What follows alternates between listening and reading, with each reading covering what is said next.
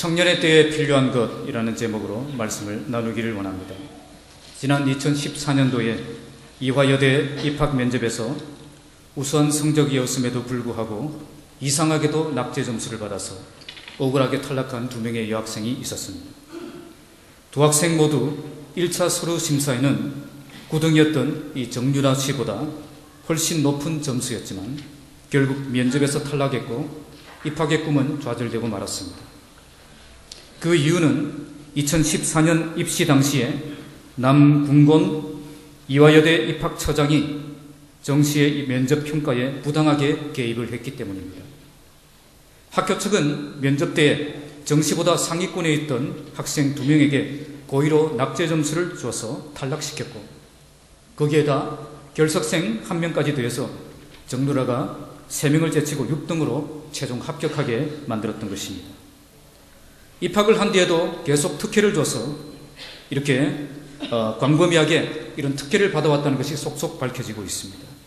수강하는 과목마다 담당 교수가 부당하게 높은 점수를 준 사실이 확인됩니다.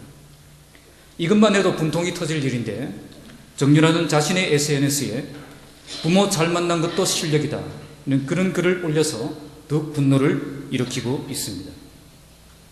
이런 지경이 되자 교복을 입은 학생들이 광화문으로 나오기 시작했습니다. 수능이 끝난 학생들도 일제히 촛불을 들기 시작했습니다. 평소 정치에 관심이 없었던 청소년들까지 자기들의 미래가 걸린 중대한 문제라고 생각되니까 가만히 있을 수가 없었던 것입니다. 그 중에 한 여학생은 기자와의 인터뷰에서 이렇게 말했습니다. 고1 때부터 목표 학과 학교를 정하고 이에 맞춰 공부했다. 열심히 노력하면 정당한 결과를 볼 수 있는 그런 사회라고 생각했다. 그러나 정시 부정입학 의혹 사건 등을 보면서 열심히 해도 권력계층의 발밑에 있을 뿐이라는 그 생각을 하니 희망이 보이지 않고 화가 나고 그래서 가만히 있으면 안 되겠다 싶어서 광화문으로 나왔다는 것입니다. 열심히 노력해도 좋은 대학 못 들어가고 실력이 있어도 좋은 회사 못 들어가는 허탈감과 분노감이 그들에게 차올랐던 것입니다. 그래도 지금 열심히 노력하면 언젠가는 좋은 미래가 있겠지 생각을 하고 성실하게 살아왔던 청년들에게 꿈이 좌절되고 희망이 없어지는 그런 세상이 되어버린 것입니다. 오늘 이런 세상을 향해 나아가는 우리 그리스도인 청년들에게 무엇이 필요하겠습니까? 오늘 본문은 삼손이 결혼을 앞둔 청년의 시기에 경험한 그 사건을 말씀하고 있습니다. 이 본문을 통해서 사춘기에 접어든 자녀들, 청년기에 접어든 자녀들이 어떻게 영적으로 바르게 세워져야 될 것인가를 말씀드리고자 합니다. 당시 결혼 정년기에 대해서 기록한 랍비 문헌에 보면 여자 나이는 12살, 남자 나이는 13살을 최소 연령으로 규정하고 있습니다. 그래서 학자들은 마리아가 예수님을 잉태했을 그 당시에도 10대 중반이었을 것이다 라고 생각을 합니다. 마찬가지로 오늘 본문의 삼손도 10대 후반이나 아니면 적어도 20대 초반의 그런 청년의 나이로 볼 수가 있습니다. 저는 오늘 본문을 통해서 3가지를 말씀하고자 합니다. 첫째는 영적인 분별력, 둘째는 하나님의 능력을 경험함, 셋째는 말씀의 철저한 삶에 대해서 말씀하고자 합니다. 오늘 이 말씀을 통해서 우리 청년들이 바르게 세워져서 그 어떤 세상을 만나더라도 충분히 감당할 수 있는 믿음의 청년으로 세워지기를 주님의 이름으로 축복합니다. 먼저 첫 번째 영적 분별력입니다. 우리 1절에서 4절까지 말씀인데 1절 말씀을 함께 읽겠습니다. 삼손이 딥나에 내려가서 원문에는 그리고라는 단어로 시작합니다. 그래서 지금은 13장 마지막에 나오는 여호와의 영이 그를 움직이기 시작하진 직후의 일이라는 것을 알 수가 있습니다. 그는 여호와의 영에 감동되고 충만함을 입은 후에 딥나로 내려갔습니다. 딥나라는 마을은 본래 단지파의 땅이었지만 나중에 블레셋에게 빼앗긴 땅으로 추정합니다. 이것을 통해 우리는 삼손이 여호와의 영에 사로잡혀서 뭔가 큰 일을 이루기 위해서 딥나로 내려갔다는 것을 알 수가 있습니다. 하지만 그는 거기서 큰 일을 이루기 전에 어떤 여자를 만나고 말았습니다. 이 여자를 만난 직후 그의 마음은 여호와의 영에 이끌리심을 받지 않고 본능을 따라서 행동하게 되어집니다. 본문에 한 여자라는 단어가 사용되었는데 히브리어 성경에는 생소한 표현입니다. 대부분 결혼하지 않는 여성을 처녀 혹은 소년하고 표현합니다. 그런데 여기에는 여자라고 썼습니다. 만약 이 여자가 처녀였다면 이런 식으로 표현하지 않았을 것입니다. 이것은 그녀가 과부이거나 아니면 이혼녀였을 가능성이 높습니다. 이런 식의 표현은 16장에서 삼손이 들릴라를 만났을 때도 동일하게 사용되었습니다. 구약 성경을 헬라어로 번역한 70인역에서는 그리고 그녀는 그를 기쁘게 해줬다는 말을 첨가하고 있습니다. 그러니까 그는 내면적인 성숙한 만남이 아닌 외면적인 육체적인 만남을 가지고 있었던 것입니다. 이런 만남을 가지니까 그가 어떻게 되었습니까? 야심차게 내려갔지만 그냥 도로 올라와 버리고 말았습니다. 우리 2절 말씀 함께 읽겠습니다. 올라와서 자기 부모에게 말하여 이르되 내가 딥나에서 블레셋 사람의 딸들 중에서 한 여자를 보았사오니 이제 그를 맞이하여 내 아내로 삼게 하소서 하며, 히브리어 성경에는 와우 계속법이라는 그런 문법이 있습니다. 이것은 어떤 사건이 연속적으로 일어날 때 쓰는 표현입니다. 본문에 도로 올라왔다 이 말의 앞부분에 와우 계속법이 쓰였습니다. 이것은 그 여자를 보자마자 더 깊이 생각하거나 고민할 시간을 전혀 가지지 않고 그냥 급하게 올라왔다는 것을 보여줍니다. 그러니까 삼손은 그 여자를 본 순간 완전히 딴 사람이 되어서 돌아왔다는 것입니다. 여호와의 영에 충만함을 입어 뭔가 큰 일을 이루기 위해 딥나로 내려갔는데 거기서 어떤 여자를 보는 순간 그의 마음은 완전히 달라져서 사명이고 열정이고 다 팽개치고 완전히 딴 사람 되어서 그냥 돌아와 버렸다는 것입니다. 그리고 돌아와서 자기 부모에게 이렇게 말합니다. 내가 딥나에서 블레셋 사람의 딸들 중에서 한 여자를 보았사오니 이제 그를 맞이하여 내 아내로 삼게 하소서. 히브리어 원문은 히필 강세형을 써서 삼손이 이 결혼 문제를 가지고 부모와 의논을 한 것이 아니라 이미 자기가 결정한 것을 부모에게 통보했다는 것을 알 수가 있습니다. 3절 말씀 함께 읽겠습니다. 그의 부모가 그에게 이르되 내 형제들의 딸들 중에나 내가 할례받지 아니한 블레셋 사람에게 가서 아내를 맞으려 하느냐 하니 삼손이 그의 아버지에게 이르되 내가 그 여자를 좋아하오니 나를 위하여 그 여자를 데려오소서 하니라. 삼손의 말을 들은 부모는 즉각 그의 요청을 반대했습니다. 내 형제들의 딸들 중에나 내 백성 중에 어찌 여자가 없어서 내가 할례받지 아니한 블레셋 사람에게 가서 아내를 맞으려 하느냐. 부모가 그 결혼을 반대했던 가장 큰 이유는 그 여자가 할례받지 아니한 블레셋 사람이었기 때문입니다. 할례를 받는다는 이 말은 이스라엘 백성들이 하나님과 언약을 맺은 언약 백성임을 상징하는 말이었습니다. 블레셋 사람이 할례를 받지 않았다는 말은 이들이 하나님과 언약을 맺은 적이 없는 사람들이라는 뜻입니다.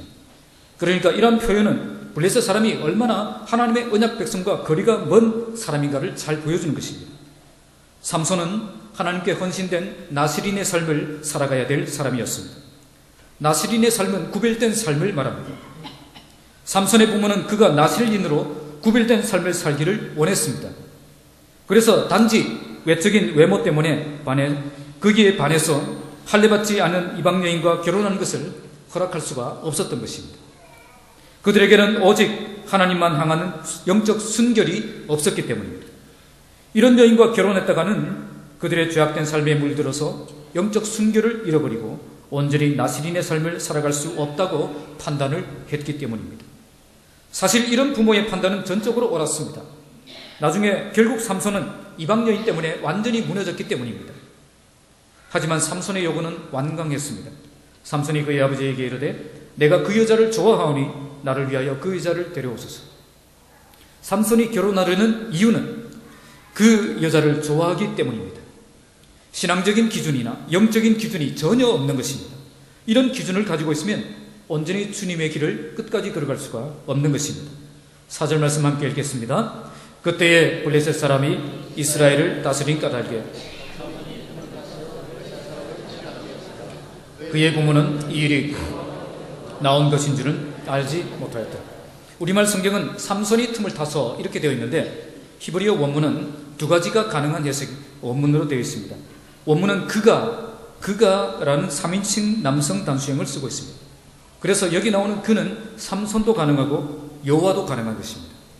만약 우리말 성경처럼 이 삼손으로 번역하면 삼손이 틈을 타서 블레셋 사람을 치려 함이었더라고 해석할 수가 있습니다. 그러면 어떻게 되겠습니까? 하나님의 뜻을 이루기 위해서라면 수단과 방법을 가리지 않는 그런 미성숙한 그런 삼손의 모습을 보여줍니다. 하나님의 거룩한 사명을 감당하려면 그 수단과 방법과 목적까지도 거룩해야 되는데 삼손은 그러질 못했다는 것입니다. 무조건 성취만 하면 된다. 그런 성취지향적인 인물이었다는 것을 보여줍니다. 이와 반대로 주어를 여호와로 번역하면 어떻게 되겠습니까? 여호와께서 틈을 타서 블레셋 사람을 치르하였다. 그렇게 해석이 됩니다. 그렇게 되면 아무리 삼손이 인간적인 삶을 살더라도 하나님께서는 그 모든 것을 주관해서 하나님의 뜻을 이루는데 사용하셨다는 것입니다. 모든 것이 합력하여 선을 이루시는 하나님을 보여주는 것입니다. 인간의 부족함 때문에 주님의 뜻은 좌절되지 않는다는 것을 보여주시는 것입니다. 어떻게 해석하더라도 삼손의 성숙하지 못한 모습과 그럼에도 불구하고 여호와의 뜻은 온전히 이루어진다는 그 의미에는 변함이 없습니다. 우리의 성숙하지 못한 모습에도 불구하고 하나님은 섭리하셔서 하나님의 뜻을 이루는 일에 아무런 지장이 없게 하신다는 것입니다. 그러나 이것으로 우리의 미성숙한 모습이나 인간적인 계산들을 합리화할 수는 없습니다. 결국에는 하나님의 뜻이 이루어졌다라고는 하지만 삼손의 결혼은 잘못된 결혼이었습니다. 우리는 이런 미성숙한 모습이나 인간적인 계산 때문에 그토록 많은 시행착오와 상처와 혼란을 겪고 있는 것입니다. 그러면 삼손이 이렇게 잘못된 결정을 내린 결정적인 이유가 어디에 있었습니까? 바로 영적 분별력에 문제가 있었기 때문입니다. 영적 분별력이 없는 사람들의 특징은 눈에 보이는 것을 따라 판단하고 생각하고 행동한다는 것입니다. 삼손도 여자를 보고 생각이 달라지고 사람도 달라지지 않았습니까? 영적 분별력이 없었기 때문입니다. 청소년과 청년 사역을 제가 15년 가까이 했는데요. 하다 보면 아이들을 만나보면 정말 영성이 깊고 영적 분별력이 있는 그런 청년들도 있습니다. 그런데 어떤 청년들을 만나보면 영적 분별력이 완전 초딩 수준입니다. 특히 요즘 중고등부 아이들 정말 생각이 없습니다. 뭘 물어보면 항상 이렇게 대답합니다. 모르겠는데요. 생각 안 해봤는데요. 짜증나게 그딴 거 왜 물어봐요? 이렇게 대답합니다. 이런 친구들과 이야기를 하면 정말 외계인을 만난 그런 기분입니다. 이런 아이들에게 정말 필요한 것이 무엇이겠습니까? 영적 분별력입니다. 우리 부모님들이 이것을 아셔야 됩니다. 우리 아이들이 공부 잘한다고, 실력 있다고, 멋진 외모 가졌다고 그렇게 영적 분별력도 저절로 생기는 게 아니라는 것입니다. 이런 영적인 분별력은 우리의 마음을 새롭게 함으로 변화를 받아야 생기는 것입니다. 하나님의 뜻을 알 수 있는 사람은 마음이 새롭게 된 사람, 영적 변화를 경험한 사람만이 알 수가 있는 것입니다. 우리 자녀들의 마음이 새로워지고 하나님의 뜻을 알 수 있는 자녀들이 다 되시길 바랍니다. 정말 멋있는 청년은 하나님의 뜻을 알고 준비하고 헌신하여 하나님의 능력으로 자기 인생을 열어갈 줄 아는 청년입니다. 우리 교회 청년들이 이렇게 영적 분별력을 가지고 그들의 생각, 결정, 행동 모두가 하나님의 마음에 쏙 드는 그런 멋진 청년으로 성장하기를 주님의 이름으로 축복합니다. 두 번째는 하나님의 능력을 경험하는 것입니다. 5절에서 6절인데요. 5절 말씀 함께 읽겠습니다. 삼손이 그의 부모와 함께 딥나에 내려가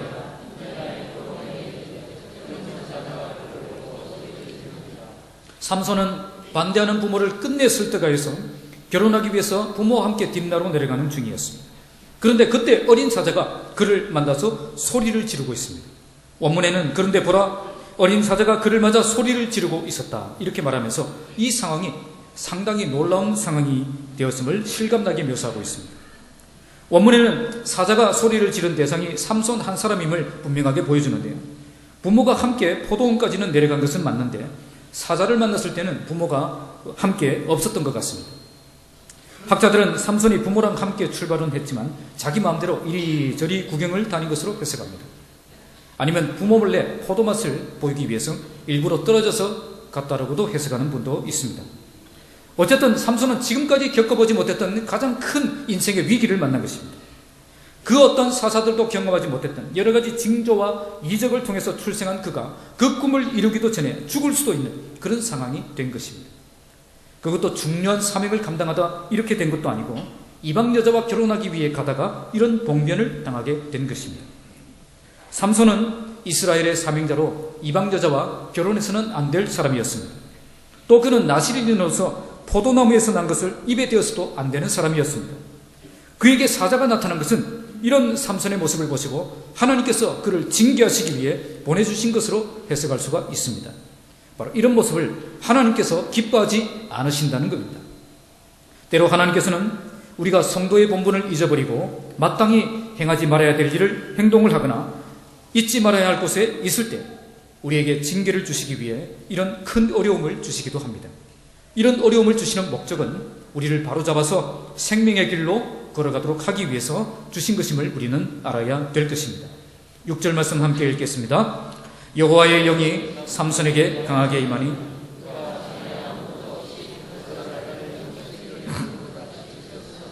그는 자기가 행한 일을 부모에게 알리지 아니하였더라. 이때 삼손에게 여호와의 영이 강하게 임했습니다. 여호와의 영이 그에게 강하게 임하니까 놀라운 일이 일어났습니다. 그의 손에 다른 무기가 없었는데도 불구하고 사자와 싸워서 이겼을 뿐 아니라 염소 새끼를 찢음같이 맨손으로 그 사자를 찢어버렸다는 겁니다. 아마 이때 삼손은 자기가 가진 힘이 어떤 힘인가를 실감나게 경험하게 되었을 것입니다. 그는 지금까지 자기가 사자를 죽일 수 있는 능력이 있는 줄 몰랐을 것입니다. 하지만 여호와의 영이 강하게 임하는 그 순간 자기 안에 놀라운 능력이 있다는 것을 깨닫게 된 것입니다. 그리고 즉시 이 사자와 대면하여 싸울 수 있는 그런 담대함도 가지게 된 것입니다. 어린 사자를 이긴 이 경험이 나중에 삼손으로 하여금 블레셋 사람들과 담대하게 대면하게 만들었다는 것은 의심할 여지가 없습니다. 여호와의 영이 강하게 임하기만 한다면 엄청난 능력이 자기에게 부어질 뿐 아니라 사자를 죽인 것처럼 감당하지 못할 일이 없다는 사실을 경험적으로 배우게 된 것입니다. 삼손이 이런 경험을 부모에게 알리지 않았다는 것은 그에게 신중함과 겸손함이 있었다는 것을 잘 보여줍니다.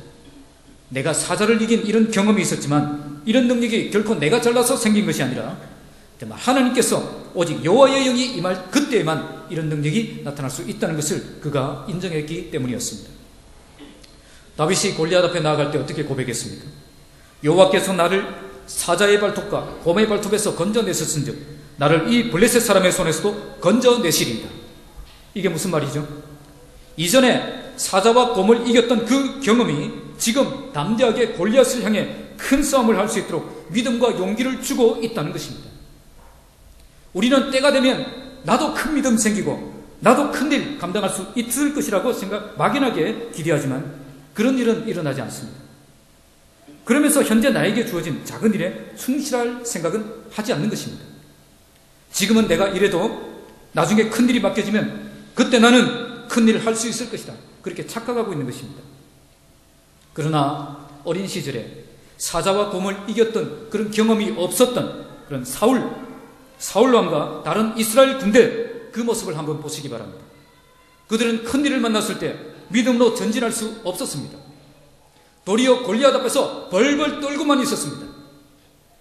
그들이 이처럼 큰 싸움을 만났을 때 담대하게 전진하지 못했던 것은 평소 그들의 삶에서 작은 싸움을 통해서 이기게 하시는 그 하나님을 만나고 경험하지 못했기 때문이었습니다.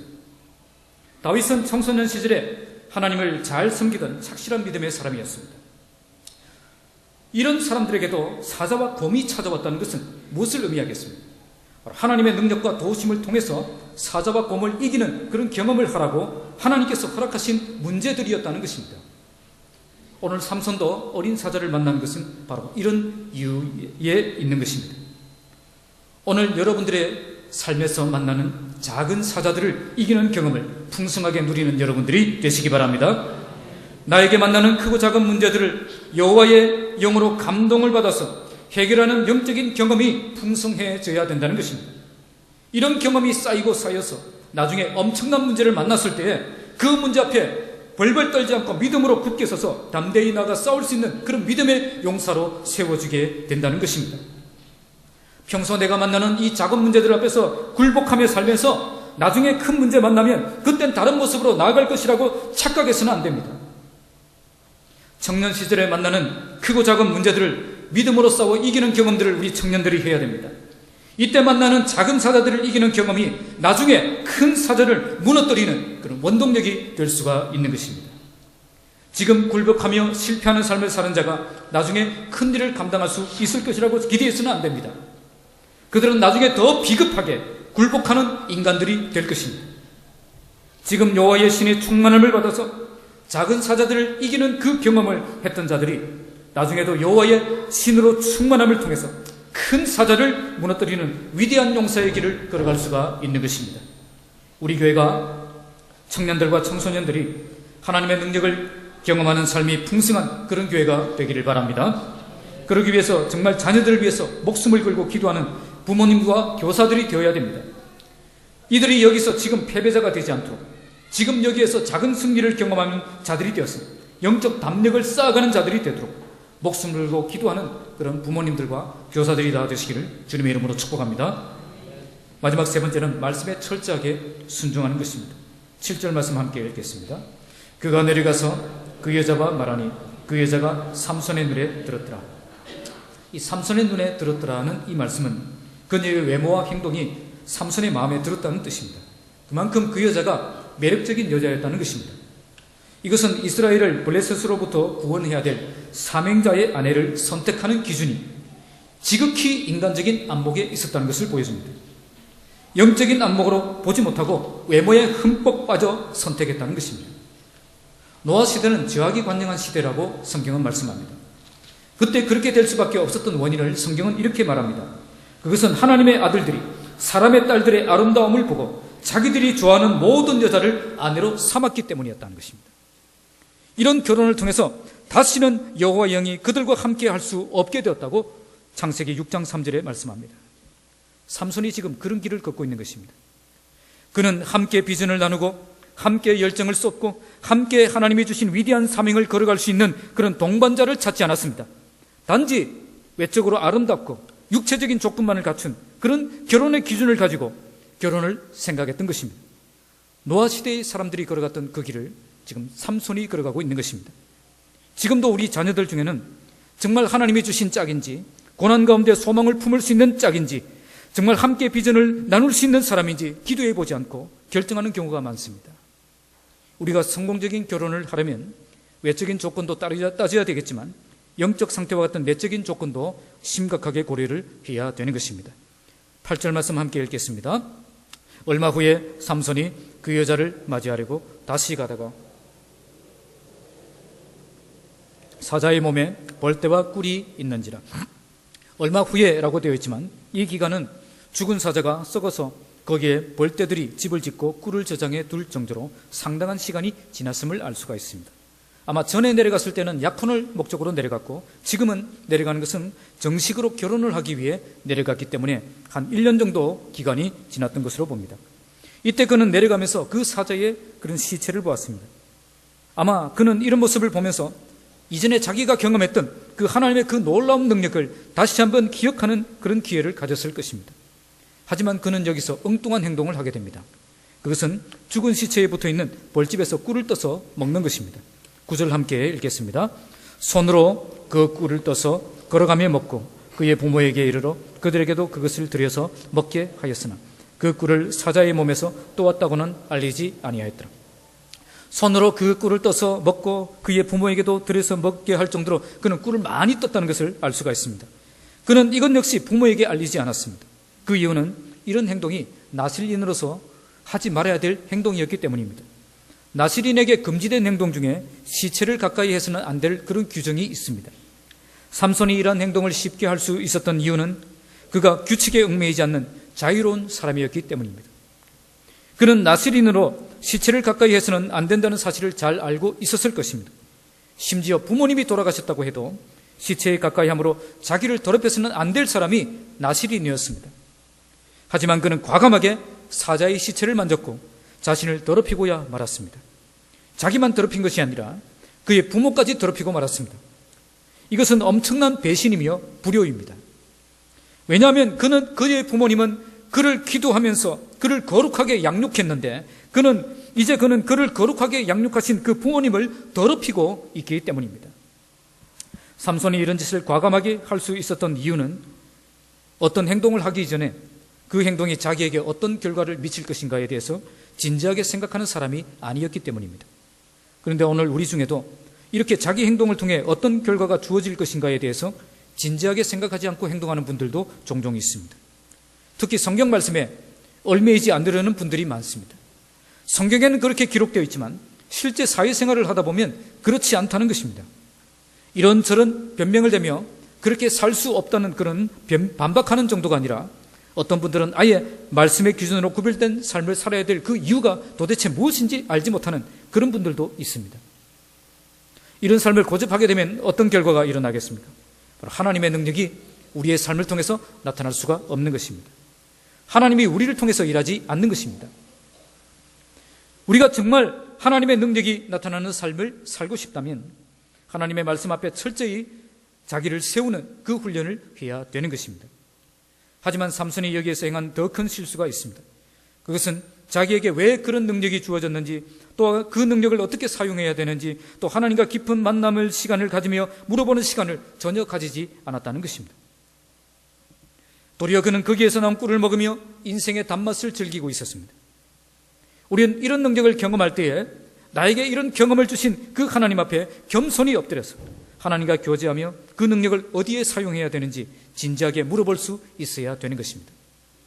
하지만 평소 말씀 앞에 자유로운 자들은 하나님의 능력과 은혜를 경험하고도 더 깊은 신앙의 세계로 갈 수 없는 그런 삶을 살고 있는 것입니다. 그러므로 우리가 말씀을 등지고 살아감에도 불구하고 형통하고 열매가 있고 역사가 일어난다면 그것은 우리를 살리는 것이 아니라 우리는 죽이는 것이 될 것입니다. 내가 부족하고 연약함에도 불구하고 하나님께서 큰 은혜를 베푸셨다라고 고백하며 회개하는 것이 아니라 도리어 교만해져서 이렇게 살아도 아무 문제 없습니다, 이렇게 말하는 그런 사람이 되기 때문입니다. 그래서 우리 청년들은 지금부터 말씀의 철저한 사람으로 세워져야 되는 것입니다. 이때부터 성경을 알고 성경 중심으로 생각을 하고 결정하고 행동하는 사람으로 훈련되어져야 됩니다. 성경과 반대되는 것이라면 언제든지 목숨 걸고 단호하게 거절할 수 있는 그런 사람이 되어야 되는 것입니다. 그때 하나님의 능력과 인도하심이 풍성한 삶을 살아갈 수가 있는 것입니다. 그러기 위해 어떻게 해야 되겠습니까? 성경을 아는 사람이 되기 위해 매일 하나님의 말씀 앞에 서고 말씀을 많이 읽고 말씀을 암송하고 배우는 시간을 가져야 됩니다. 청년의 때에 성경을 모르는 사람이 되면 안 됩니다. 그러면 세상의 풍조에 이끌려서 이리저리 흔들리는 그런 청년들이 될 수밖에 없습니다. 여기서 이 말하면 이렇게 끌려가고 저기서 저 말하면 저렇게 끌려가는 그런 사람이 될 수밖에 없습니다. 내 기준이 없는 것입니다. 그래서 청년의 때에 하나님의 말씀으로 굳게 무장하고 말씀의 철저한 삶을 살아가는 청년들이 다 되시기 바랍니다. 말씀의 철저한 삶을 살아갈 때에 하나님의 뜻을 잘 알고 실천할 수 있는 그런 사람이 되는 것입니다. 성경을 기록하신 분이 성령님이시기 때문에 말씀으로 충만하게 되면 곧 성령으로 충만한 삶을 살 수 있게 되는 것입니다. 우리 교회 모든 자녀들과 청년들이 어려서부터 성경을 잘 알고 말씀의 철저한 청년들이 되어서 말씀의 능력을 내 삶에서 경험하고 하나님의 뜻을 아름답게 이루어오는 삶을 살아가는 모든 청년들이 다 되시기를 주님의 이름으로 축복합니다. 말씀을 맺겠습니다. 설교를 시작하면서 말씀을 드렸던 이화여대에서 불이익을 당하고 입학의 꿈이 좌절되었던 그 두 유학생의 그 인터뷰가 며칠 전에 뉴스로 보도가 되었습니다. 예상했던 것과는 달리 그 두 사람은 꿋꿋하게 살아가고 있었습니다. 좌절된 꿈에 집착하지 않고 새로운 목표를 정하고 열심히 살아가고 있는 그 모습을 보여주고 있었습니다. 저는 여기에서 소망을 발견했습니다. 모두가 안 된다고 절망하고 포기할 때에 이 두 유학생은 그래도 가능성을 발견하고 달려가는 인생을 살아야 된다고 우리에게 메시지를 던져주고 있기 때문입니다. 이 시대 그리스도인 청년들이 이런 삶을 통해서 세상에 하나님의 은혜를 전달하는 그런 삶을 살아야 될 것입니다. 그러기 위해 청년의 시대에 꼭 필요한 것은 하나님과의 깊은 만남입니다. 사람이 꿈을 잃고 살아가는 이유는 위대하신 하나님을 만나지 못했기 때문입니다. 우리가 하나님을 깊이 만나면 영적 분별력이 생기고 능력을 경험하게 되고 말씀에 붙잡혀 살아갈 수 있는 변화된 사람이 될 수가 있는 것입니다. 요즘 인터넷에 표현된 청년들의 글에는 꿈과 희망과 비전을 발견할 수가 없습니다. 이런 시대에 우리의 청소년들과 청년들이 전능하신 하나님을 만남으로 영적 분별력을 가지고 자기가 경험한 위대한 하나님을 증거하며 철저하게 말씀에 순종하는 모습을 보여줄 수 있는 믿음의 용사들로 세워지길 바랍니다. 이 세 가지가 청년들에게만 필요하겠습니까? 우리 자녀들을 지도하는 우리 부모의 세대들에게도 필요한 것입니다. 부모의 세대가 주님을 깊이 만나서 영적 분별력을 가지고 사는 모습을 보여주고 위대한 하나님을 경험하는 삶을 보여주고 말씀의 능력에 붙잡힌 삶을 보여주는 그런 삶을 살아야 될 것입니다. 그때 우리 청년들이 부모 세대들을 통해서 믿음으로 악한 세상을 이기는 법을 배우게 되고 참된 믿음의 용사가 되어서 이 시대를 헤쳐나가는 강한 용사가 될 수가 있는 것입니다. 참으로 암담한 이 시대, 우리 모두 주님을 깊이 만남으로 영적 분별력을 회복하고 위대한 하나님을 경험하며 말씀의 능력에 붙잡히는 그런 기회로 붙잡는 저와 여러분들이 다 되시길 바랍니다. 영적 분별력, 하나님의 능력을 경험하는 삶, 말씀의 철저한 삶, 이 세 가지 영적 필요가 우리 모든 청년들과 북부교회 모든 가족들에게 채워져서 정말 내 인생을 멋지게 주님께 드리는 삶을 살아가시기를 주님의 이름으로 축복합니다. 우리 말씀을 생각하면서 우리 합심해서